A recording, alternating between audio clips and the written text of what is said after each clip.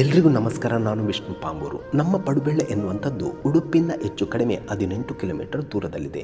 ಈ ಪೀಠಿಕೆ ಹಾಕಲು ಕಾರಣವೇನೆಂದರೆ ಇವತ್ತು ನಾ ಹೇಳುವ ತಾಣ ವಾಯುಗ್ರಾಮದ ಬಗ್ಗೆ. ಇದು ಇರುವುದು ನಮ್ಮ ಪಡುಬೆಳ್ಳೆಯ ಹೊಸೋಕ್ಲು ಎನ್ನುವ ಸ್ಥಳದಲ್ಲಿ.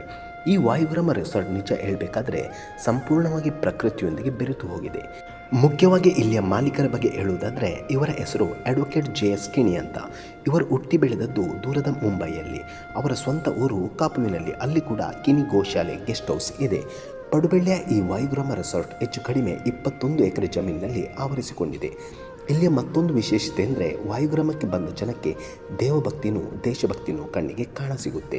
ನದಿ ಕಿನಾರೆ ಪಕ್ಕ ಹಣ್ಣುಗಳ ಮರಗಳು ಕಣ್ಣಿಗೆ ಕಾಣಸಿಗುತ್ತದೆ.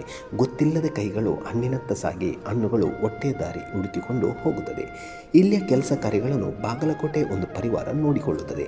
ಆ ಪರಿವಾರದ ಹಿರಿ ಜೀವ ದ್ಯಾಮಣ್ಣರು ಹೇಳುವ ಪ್ರಕಾರ, ನಾ ಇಲ್ಲಿ ಬಂದು 9 ವರ್ಷವಾಯಿತು. ಯಾವುದಕ್ಕೂ ನಮ್ಮ ಮನೆ ಮಾಲೀಕರು ನಮಗೆ ಕಡಿಮೆ ಮಾಡಿಲ್ಲ. ಇಲ್ಲಿ ಗೋಶಾಲೆನೂ ಇದೆ. ಬೆಳಿಗ್ಗೆ ಬೇಗ ಎದ್ದು ದನಕರುಗಳನ್ನು ನೋಡಿಕೊಳ್ಳುವುದು ನಮ್ಮ ಕೆಲಸ ಅಂತ ಹೇಳಿದರು.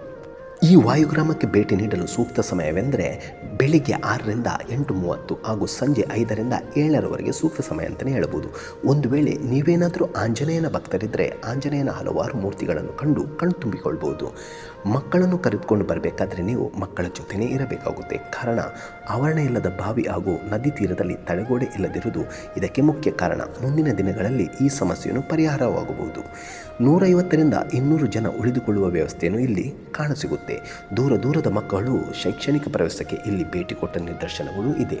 ಮತ್ತೊಂದು ಖುಷಿಯ ವಿಷಯವೇನೆಂದರೆ ಈ ವಾಯುಗ್ರಾಮಕ್ಕೆ ಭೇಟಿ ಕೊಟ್ಟು ಹೋಗುವವರಿಗೆ ಯಾವುದೇ ಪ್ರವೇಶ ಶುಲ್ಕವಿಲ್ಲ.